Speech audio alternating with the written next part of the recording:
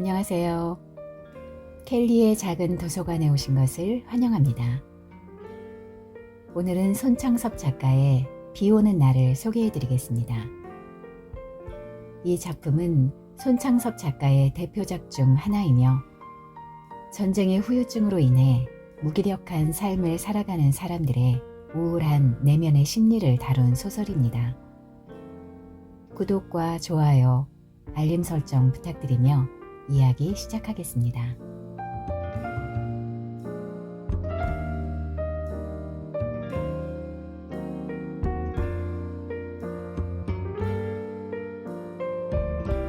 이렇게 비 내리는 날이면 원구의 마음은 감당할 수 없도록 무거워지는 것이었다. 그것은 동욱남매의 음산한 생활 풍경이 그의 뇌리를 영사막처럼 흘러가기 때문이었다. 빗소리를 들을 때마다 원구는 의리의 동욱과 그의 여동생 동옥이 생각나는 것이었다. 그들의 어두운 방에 쓰러져가는 목조 건물이 비의 장막 저편에 우울하게 떠오르는 것이었다. 비록 맑은 날일지라도 동욱 오누이의 생활을 생각하면 원구의 귀에는 빗소리가 설레이고 그 마음구석에는 빗물이 스며 흐르는 것 같았다. 원구의 머릿속에 떠오르는 동욱과 동옥은 그 모양으로 언제나 비에 접어있는 인생들이었다. 동욱의 거처를 왕방하기 전에 원구는 어느 날 거리에서 동욱을 만나 저녁을 같이 한 일이 있었다. 동욱은 밥보다도 먼저 술을 먹고 싶어 했다. 술을 마시는 동욱의 태도는 제법 애주가였다. 잔을 넘어 흘러내리는 한 방울도 아까워서 동욱은 혀끝으로 장국을 핥았다. 기독교 가정에서 성장했을 뿐 아니라 몇몇 교회에서 단연간 찬양대를 지도해온 동욱의 과거를 원구는 생각하며 요즘은 교회에 나가지 않느냐고 물어보았다. 동욱은 멋쩍게 싱긋 웃고 나서 이따만큼 한 번씩 나가노라고 하고 그런 때는 견딜 수 없는 절망감에 숨이 막힐 것 같은 날이라는 것이었다. 동욱은 소매와 깃이 너슬너슬한 양복 저고리에 교회에서 구제품으로 탄 것이라는 바둑판처럼 사방으로 검은 줄이 쭉쭉 간 회색 쯔봉을 입고 있었다. 무엇보다도 그의 구두가 아주 명물이었다. 개미허리처럼 중간에 잘록한 데다가 코숭이만 주먹만큼 뭉뚝 솟아오른 검정 단화를 신고 있었다. 그건 꼭 채플린이나 신음직한 괴이한 구두였기 때문에 잔을 주고받으면서도 원구는 몇 번이나 동욱의 발을 내려다보는 것이었다. 그동안 무얼 하며 지냈느냐는 원구의 물음에 동욱은 끼고 온 보자기를 끌고 스크랩북을 펴보이는 것이었다. 몇 장 벌컥벌컥 뒤지는데 보니 서양 여자랑 아이들의 초상화가 드문드문 붙어 있었다. 그 견본을 가지고 미군 부대를 찾아다니며 초상화의 주문을 맞는다는 것이었다. 대학에서 영문과를 전공한 것이 아주 헛일은 아니었다고 하며 동욱은 닝글닝글 웃었다. 동욱의 그 닝글닝글한 웃음을 원구는 이전부터 몹시 꺼렸다. 상대방을 조롱하는 것 같은, 그러면서도 자조적이요 어쩐지 친애감조차 느껴지는 그 닝글닝글한 웃음은 원구에게 어떤 운명적인 중압을 암시하여 감당할 수 없이 마음이 무거워지는 것이었다. 대체 그림은 누가 그리느냐니까 지금 여동생 동옥이와 둘이 지내는데 동옥은 어려서부터 그림을 좋아하더니 초상화를 곧잘 그린다는 것이었다. 동옥이란 원구의 귀에도 익은 이름이었다. 소학교 시절에 동욱이네 집에 놀러가면 그때 5~6살밖에 안 되는 동욱이가 귀찮게 졸졸 따라다니던 기억이 새로웠다. 동욱은 그 당시 아이들 사이에 한창 유행되었던 중중 때때중 바람 메고 어디 가나를 부르고 다녔다. 그 사이 20년이라는 세월이 흐르고 보니 동옥의 모습은 전혀 기억에도 남지 않았다. 동욱의 말에 의하면 지난번 일사후퇴 당시 데리고 왔는데 요새 와서는 짐스러워 후회될 때가 있다는 것이었다. 그의 남편은 못 넘어왔냐느니까 뭘 입대 천연대 했다. 지금 몇 살인데 미혼이냐고 묻고 싶었지만 원구는 홍기가 지난 동욱이나 자기 자신도 아직 독신인 걸 생각하고 여자도 그럴 수가 있을 거라고 속으로 주걱거리며 그는 입을 다물었다. 동옥의 나이가 지금 25, 6세가 아닐까 하고 원구는 지나간 세월과 자기 나이에 비추어서 소거림으로 따져보는 것이었다. 술에 취한 동욱은 자꾸 원구의 어깨를 한 손으로 투덕거리며 동옥이 년이 정말 가엾어. 암만 생각해도 그 총기며 인물이 아까워. 그런 말을 되풀이하는 것이었다. 그리고는 다시 잔을 비우고 나서 할 수 있나 모두가 운명인걸 하고 고개를 흔드는 것이었다. 동욱은 머리를 떨어뜨린 채 내가 자네람 주저없이 동욱과 결혼할 텐데 말이야. 암 장담하고 말고. 혼잣말처럼 그렇게도 중얼거리는 것이었다. 종잡을 수 없는 동욱의 그런 말에 원구는 무슨 영분인지 모르면서 암 그럴 테지 하는 동욱의 손을 쥐어 흔드는 것이었다. 동욱은 음식점을 나와 헤어질 무렵에 두 손을 원구의 양 어깨에 얹고 자기는 꼭 목사가 되겠노라고 했다. 그것이 자기의 갈 길인 것 같다고 하며 이제 새 학기에는 신학교에 들어가겠다는 것이었다. 어깨가 축 늘어져서 걸어가는 동욱의 초라한 뒷모양을 바라보고 원구는 또다시 동욱의 과거와 그 집안을 그려보며 목사가 되겠다면서도 술을 사랑하는 동욱을 아껴줘야겠다고 생각하는 것이었다. 그 뒤 원구가 처음으로 동욱을 찾아간 것은 40일이나 계속되는 긴 장마가 시작된 어느 날이었다. 동네 종점에서 전차를 내리자 동욱이가 쪽지에 그려준 약도를 몇 번이나 펴보며 진득진득 걷기 힘든 비탈길을 원구는 조심히 걸어 올라갔다. 비는 여전히 줄기차게 내리고 있었다. 우산을 받기는 했으나 비가 후려치고 흙탕물이 튀고 해서 정강이 밑으로는 말이 아니었다. 동욱이가 들어있는 집은 인가에서 뚝 떨어져 외따로이 서 있었다. 낡은 목조 건물이었다. 한 귀퉁이에 버티고 있는 두 개의 통나무 기둥이 모로 기울어지려는 집을 간신히 지탱하고 있었다. 기와를 얹은 지붕에는 두세 군데 잡초가 반 길이나 무성해 있었다. 나중에 들어 알았지만 외정 때는 무슨 요양원으로 사용되어 온 건물이라는 것이었다. 전면은 본시 전부가 유리 창문이었는데 유리는 한 장도 남아있지 않았다. 들이치는 비를 막기 위해서 오른편 창문 안에는 가마니 떼기가 드리워 있었다. 이 폐가와 같은 집 앞에 우두커니 우산을 받고 선 채 원구는 한동안 움직이지 않았다. 이런 집에도 대체 사람이 살고 있을까? 아이들 만화책에 나오는 도깨비집이 연상됐다. 금시 대가리에 뿌리 돋은 도깨비들이 방망이를 들고 쏟아져 나올 것만 같았다. 이런 집에 동욱과 동옥이가 살고 있다니 원구는 다시 한번 쪽지에 그린 약도를 펴보았다. 이 집임에 틀림없었다. 개천을 끼고 올라오다가 그 개천을 건너선 왼쪽 산빛 아래도 도대체 집이라고는 이 집 한 채뿐이었다. 원구는 몇 걸음 다가서며 말씀 좀 묻겠습니다. 하고 인기척을 냈다. 안에서는 아무런 응답이 없었다. 원구는 같은 말을 또 한 번 되풀이했다.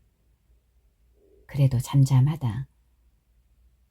차차 거세가는 빗소리와 도랑물 소리뿐 황폐한 건물 자체가 그대로 주검처럼 고요했다. 원구는 좀 더 큰 소리로 안녕하십니까 하고 불러보았다. 원구는 제 소리에 깜짝 놀랐다. 목에 엉켰던 가래가 풀리며 탁 터져나오는 음성이 예상외로 컸던지라 그것은 마치 무슨 비명처럼 들리었기 때문이다. 그러자 문 안에 친 거적 귀퉁이가 들썩하며 백지에 먹으로 그린 초상화 같은 여인의 얼굴이 나타난 것이다. 살결이 유달리 희고 눈썹이 남보다 검은 그 여인은 원구를 내다보며 좀처럼 입을 열지 않았다.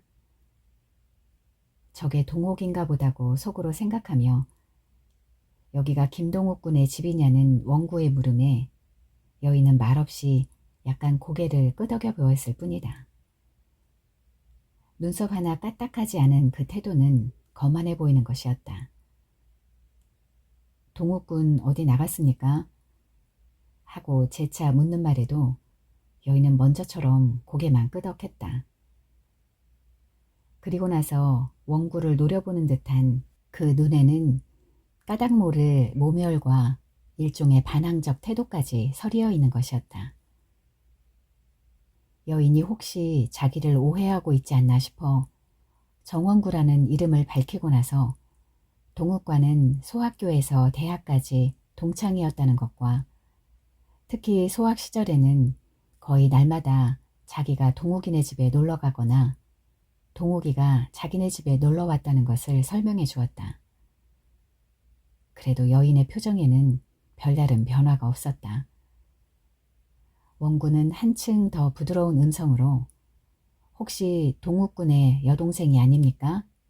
동욱이라고 하고 물었다.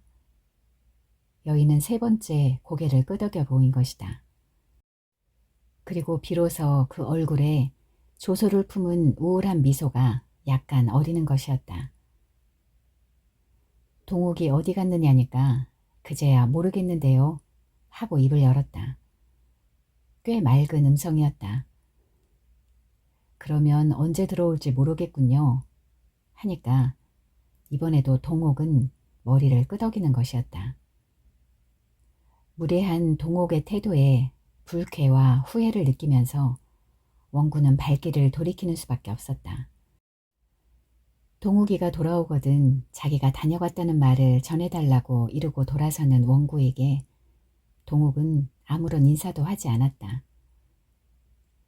물탕에 젖어 꿀쩍거리는 신발 속처럼 자기의 머리는 어쩔 수 없는 우울에 잠뿍 젖어있는 것이라고 공상하며 원구는 호박덩굴 우거진 철뚝길을 걸어 나갔다.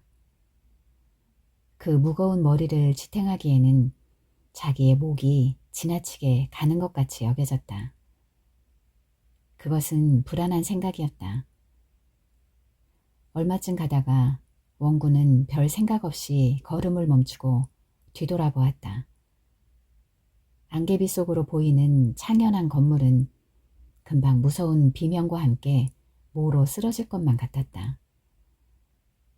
자기가 발길을 돌리자 아마 쓰러질지도 모른다는 생각에 이제나 저제나 하고 집을 지켜보고 섰던 원구는 흠칫 놀라는 듯이 몸을 떨었다. 창문 안에 들이운 거적을 캔버스 삼아 그림처럼 선명히 떠올라 있는 흰 얼굴이 눈에 띄었기 때문이었다. 그것은 동옥의 얼굴임에 틀림없었다. 어쩌자고 동옥은 빛 뿌리는 창문에 붙어서서 저렇게 짓궂게 나를 바라보고 있는 것일까. 어려서 들은 여우가 사람을 홀린다는 얘기가 연상되어 전신에 오한을 느끼며 발길을 돌이키는 원구의 눈앞에 찢어진 지우산을 받고 다가오는 사나이가 있었다. 다행히도 그것은 동욱이었다. 찬거리를 사러 잠깐 나갔다 오노라는 동욱은 푸성귀며 생선 토막이 들어있는 저자구럭을 한 손에 들고 있었다. 이 먼 데일 비 맞고 왔다가 그냥 돌아가는 법이 어딨느냐고 하며 동욱은 원구의 손을 잡아 끄는 것이었다. 말할 기력조차 잃은 사람처럼 원구는 묵묵히 뒤를 따라갔다. 좀 전에 동욱의 수수께끼 같은 태도는 더욱 이해할 수 없는 무거운 그림자가 되어 원구의 머리를 뒤집어 씌우는 것이었다. 동욱에게 재촉을 받고 방 안에 들어서는 원구를 동욱은 반항적인 태도로 힐끔 쳐다보는 것이었다. 물론 일어서거나 옮겨 앉으려고도 하지 않았다. 비 오는 날인데다가 창문까지 거적대기로 가리어서 방 안은 굴속같이 침침했다. 다다미 8장 깔리는 방 안은 다다미 위에다 시멘트 종이로 장판 바르듯 한 것이었다. 한편 천장에서는 쉴 사이 없이 빗물이 떨어졌다. 빗물 떨어지는 자리에 바켓스가 놓여 있었다. 촐랑촐랑 쪼르륵 촐랑. 빗물은 이와 같은 연속적인 음향을 남기며 바켓스 안에가 떨어지는 것이었다. 무덤 속 같은 이 방 안의 어둠을 조금이라도 구해주는 것은 그래도 빗물 소리뿐이었다. 그러나 그 빗물 소리마저 바켓스에 차츰 물이 늘어갈수록 우울한 음향으로 변해가는 것이었다. 동욱은 별로 원구와 동욱을 인사시키거나 소개하려 하지 않았다. 동욱은 젖은 옷을 벗어서 걸고 런닝 셔츠와 팬츠바람으로 식사 준비를 할 테니 잠깐 앉아있으라고 하고 부엌으로 나가는 것이었다. 부엌이라야 따로 있는 것이 아니라 비어있는 옆방이었다. 다다미는 걷어서 벽 한 구석에 기대어 놓아 장판뿐인 실내에는 여기저기 빗물이 오줌발처럼 쏟아졌다.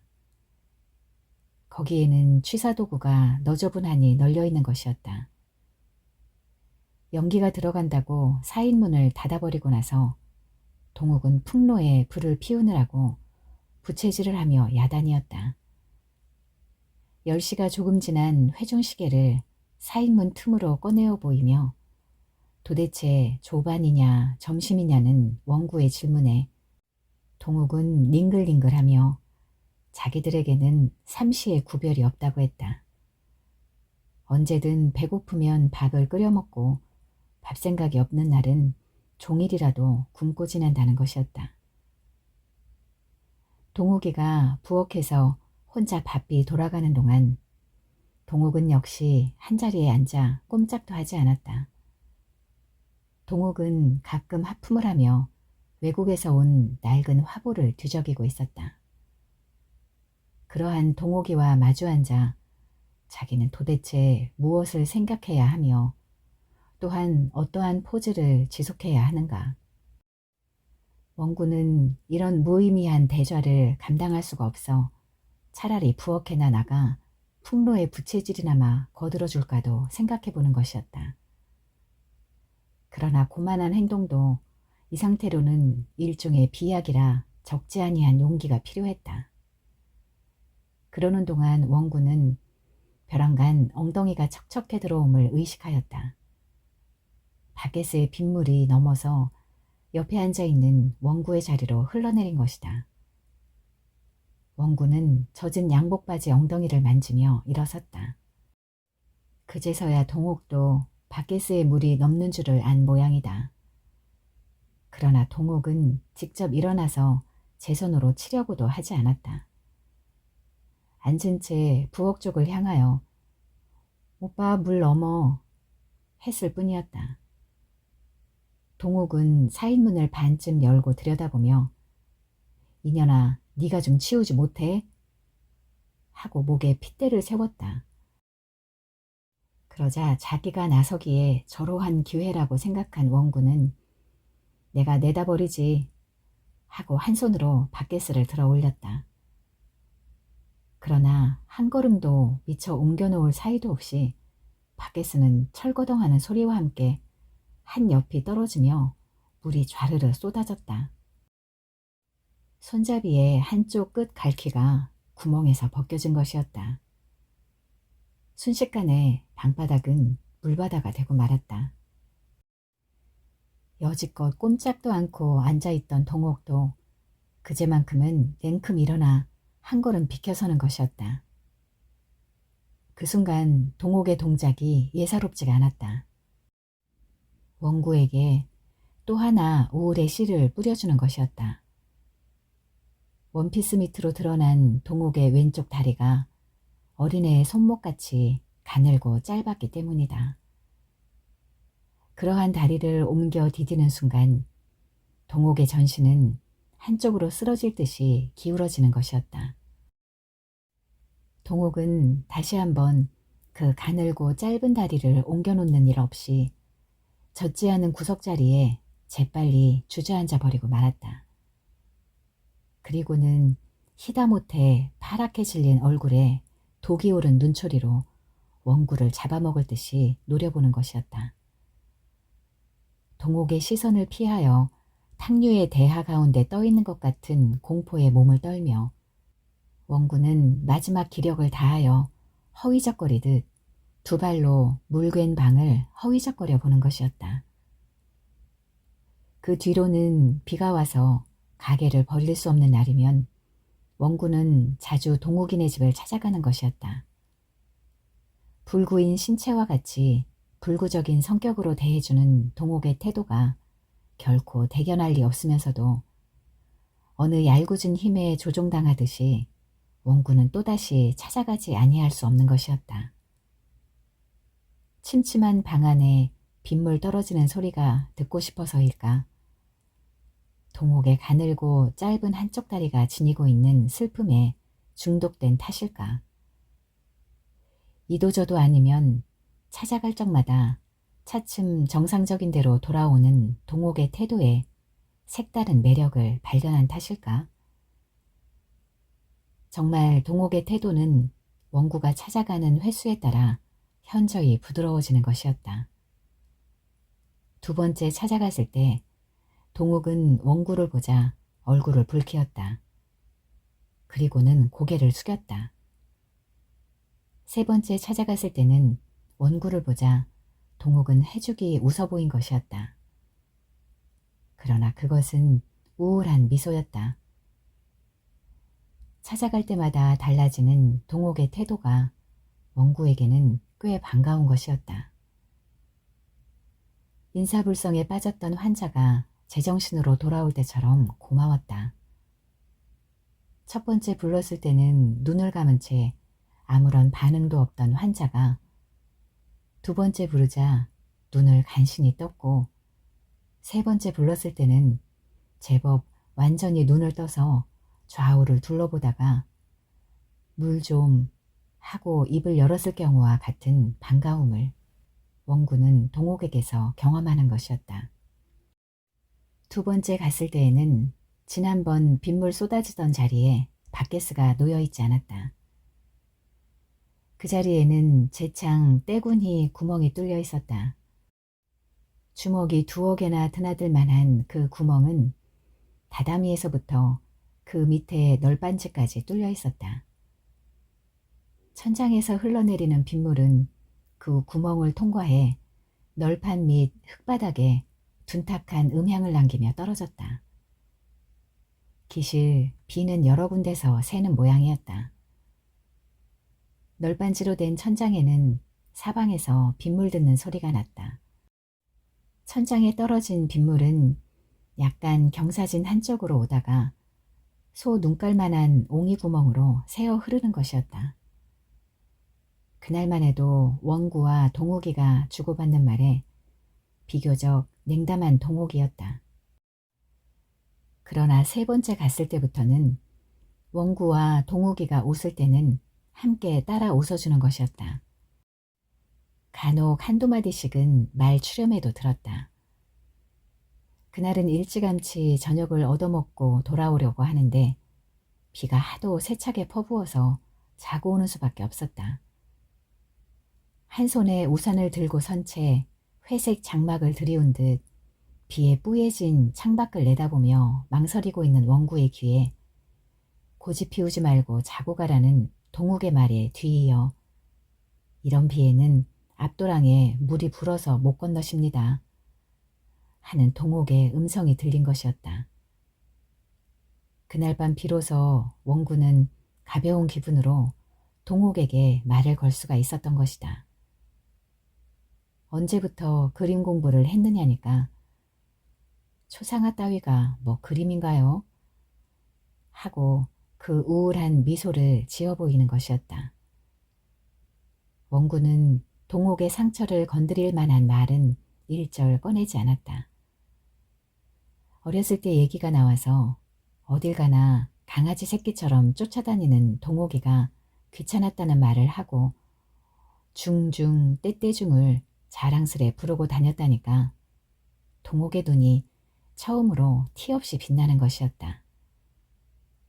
갑자기 동욱이가 중중 떼떼중 하고 부르기 시작하자 동욱도 가느다란 소리로 따라 부르는 것이었다. 노래소리가 그치고 나니 방 안에는 빗물 떨어지는 소리가 유달리 크게 들렸다. 비가 들이치는 바람에 바깥 벽 판자 틈으로 스며드는 물은 실내 벽의 한 구석까지 적시기 시작하는 것이었다.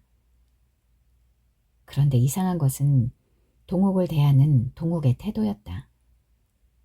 대수롭지 않은 일에도 이년저년하고 욕을 퍼붓는 것이다.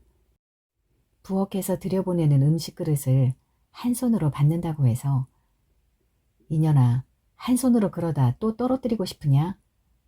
하고 눈을 흘겼고 남포에 불을 켜는데 불이 얼른 댕기지 않아 성냥알을 2개비째 꺼내려니까 저녀는 밥 처먹고 불도 하나 못 켜 하고 노려보는 것이었다. 그럴 때마다 동욱은 말없이 마주 눈을 흘겼다.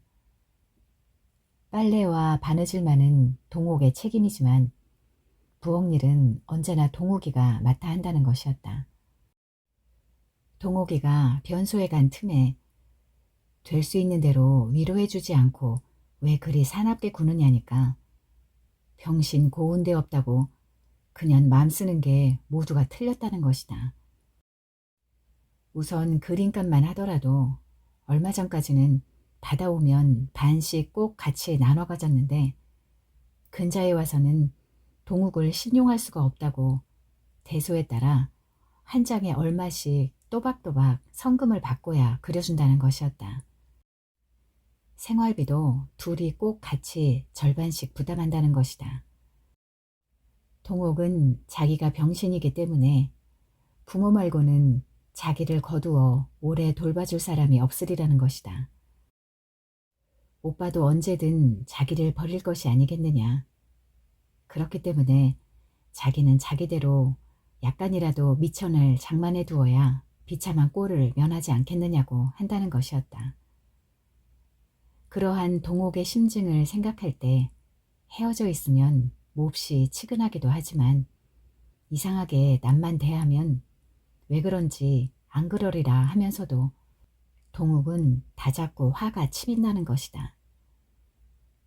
동욱은 불을 끄고는 외로워서 잠을 이루지 못한다고 했다.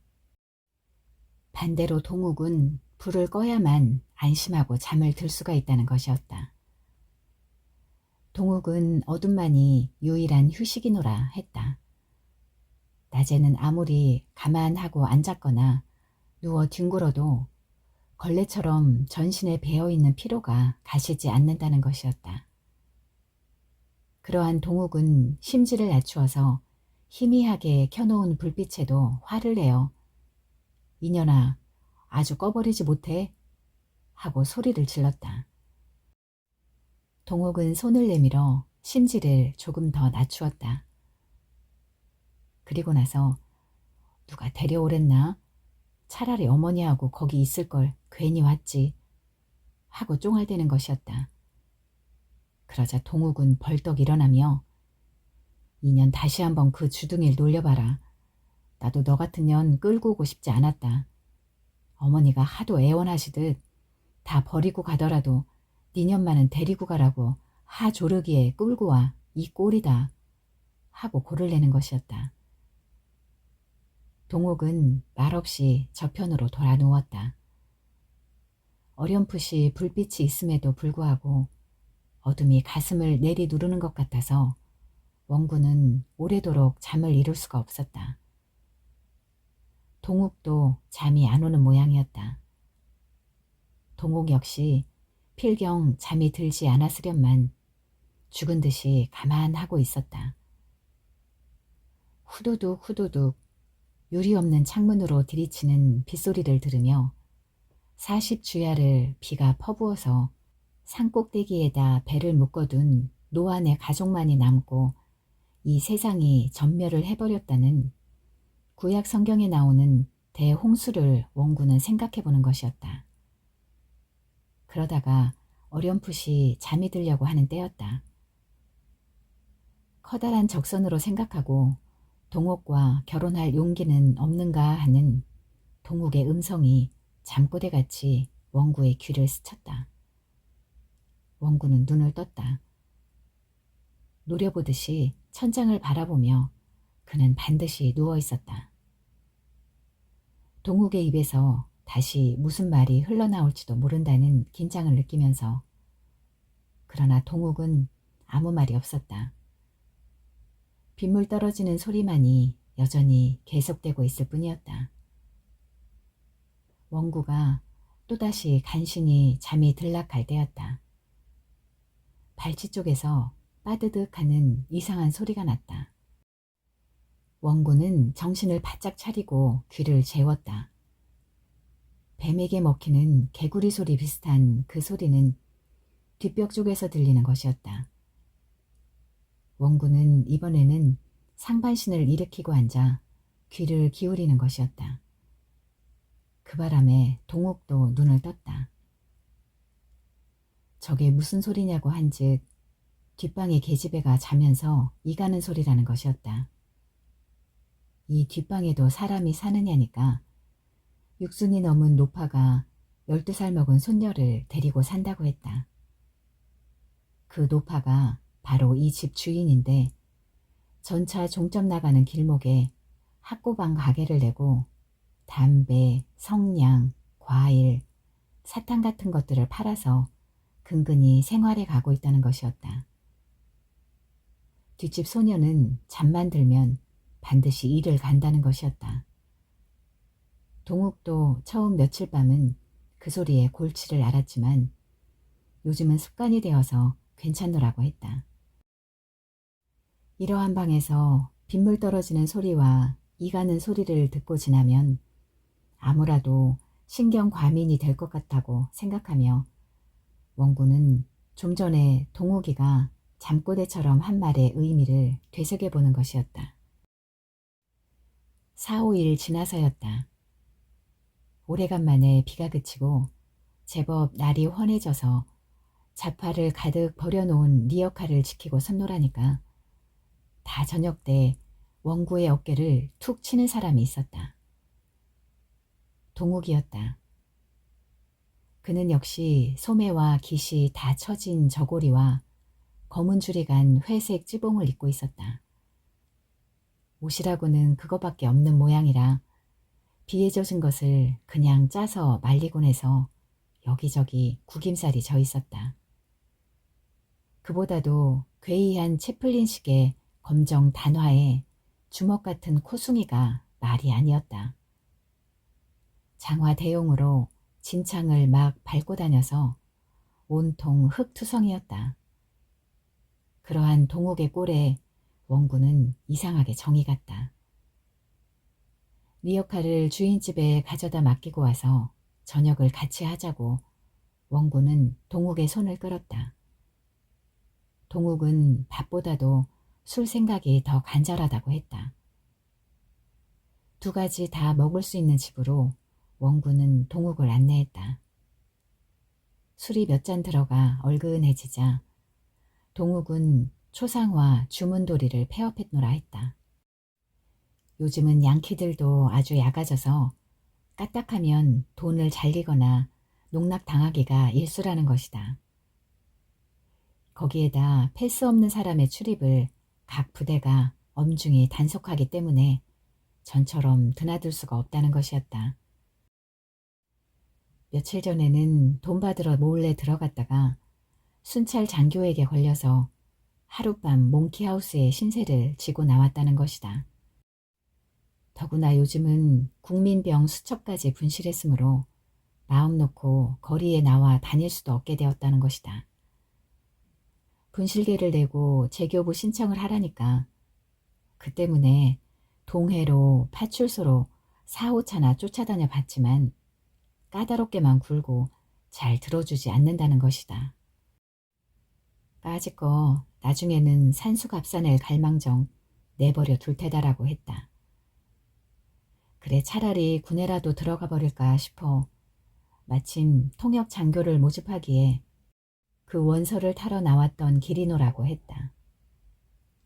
어디 원서 좀 구경하자니까 동욱은 능글능글 웃으며 수속이 하도 복잡하고 번거로워 아예 단념하고 말았다는 것이다. 동욱은 한동안 말이 없이 술잔을 빨고 앉았다가 가끔 찾아와서 동욱을 좀 위로해 주라는 것이었다.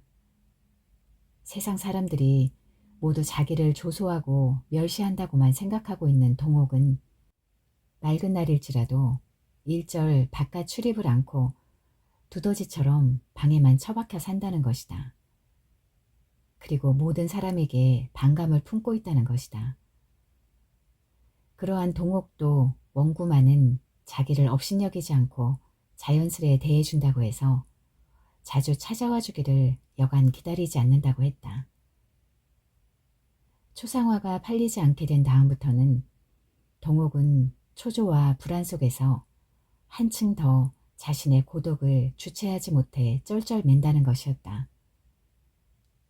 동욱은 그러한 동욱이가 치근해 못 견디겠노라고 했다.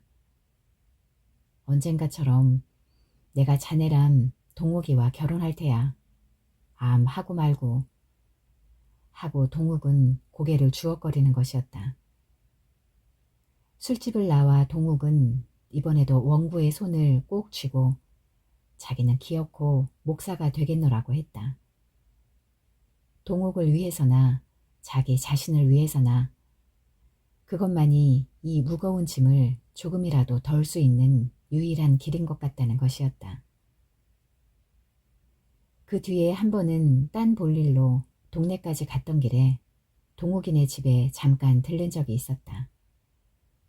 그날도 장마는 구질구질 계속되고 있었다.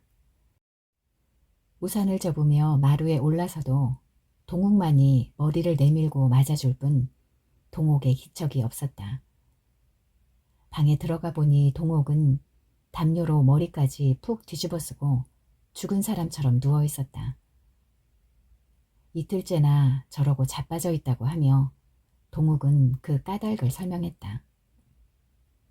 동욱은 뒷방에 살고 있는 주인 노파에게 동욱이도 모르게 2만 환이나 빚을 주고 있었는데 노파는 이 집까지도 팔아먹고 귀신같이 도주해버렸다는 것이다. 어제 아침에 집을 산 사람이 갑자기 이사를 왔기 때문에 그 사실을 알았는데 이게 또한 어지간히 감대 사나운 자여서 당장 방을 비워내라고 위협하듯 한다는 것이다. 말을 마치고 난 동욱은 요 맹꽁이 같은 년아 글쎄 이게 집이라고 믿고 돈을 줘? 하고 발길로 동욱의 옆구리를 걷어찼다. 이년아 2만 환이면 구하로 얼만 줄 아니? 200만 환이야. 내 돈을 내가 떼었는데 오빠가 무슨 상관이냐고.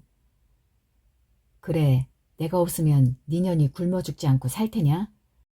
너 같은 병신이 한 달을 동력으로 살아? 동욱은 다시 생각해도 악이 받치는 모양이었다. 원구를 위해 동욱은 초밥을 만든다고 분주히 부엌으로 들락날락했으나 원구는 초밥을 얻어먹자고 그러고 앉아 견딜 수는 없었다.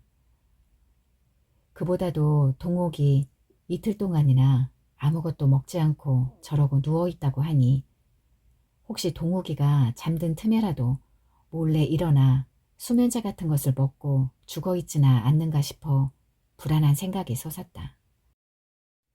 원구는 조금이라도 더 앉아 견디기가 답답해서 자리를 일어서며 아무래도 방을 비워줘야겠거든 자기도 어디 구해보겠노라고 하니까 동욱이가 인가 많은 데를 싫어하기 때문에 이 근처에다 외딴 집을 구하는 수밖에 없다는 동욱의 대답이었다.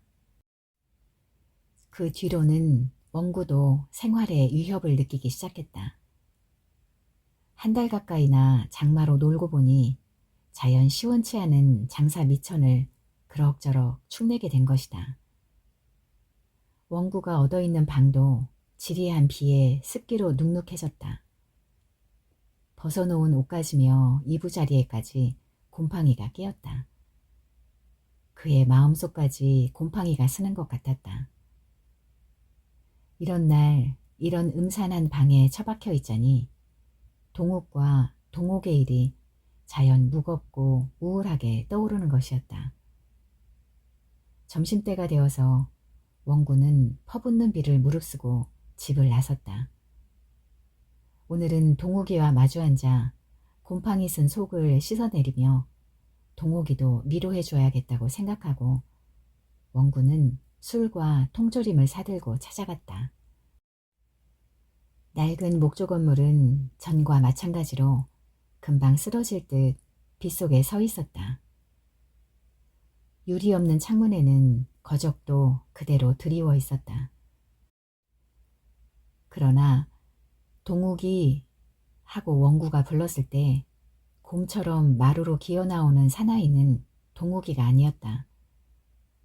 이 집에 살던 젊은 남녀는 어디 갔느냐는 원구의 물음에 우락부락하게는 생겼으되 맺힌 데가 없이 어딘가 허술해 보이는 40 전후의 그 사나이는 아하 당신이 그 정 뭐라는 사람이냐고 하고 대답 대신 혼자 머리를 끄덕끄덕 하는 것이었다. 원구가 재차 묻는 말에 사나이는 자기가 이 집 주인이라고 하고 나서 동욱은 외출한 채 소식 없이 돌아오지 않게 되었고 그 뒤 동욱 역시 어디로 가버렸는지 모르겠다는 것이었다. 동욱이가 안 돌아온 지는 열흘이나 되었고 동욱은 바로 2, 3일 전에 나갔다는 것이다. 원구는 더 무슨 말이 없어 서 있었다. 한 손에 보자기 꾸러미를 들고 한 손으로는 우산을 받고 선 채 원구는 사나이의 얼굴만 멍하니 바라보는 것이었다. 원구는 그대로 발길을 돌려 몇 걸음 걸어가다가 되돌아와서 보자기에 싼 물건을 끌러 주인 사나이에게 주었다. 이거 원 하며 주인 사나이는 대뜸 입이 해 벌어졌다. 그리고는 자기 여편네와 아이들이 장사 나갔기 때문에 점심 한 그릇 대접할 수는 없으나 좀 올라와 담배라도 피우고 가라고 권하는 것이었다. 무슨 재미로 쉬어가겠느냐고 하며 원구가 돌아서려니까 주인은 잠깐만 하고 불러세우고 나서 대단히 죄송하게 되었노라고 하며 사실은 동욱이가 정 누구라고 하는 분이 찾아오면 전해달라고 편지를 맡기고 갔는데 그만 간수를 잘못해서 아이들이 찢어 없앴다는 것이다.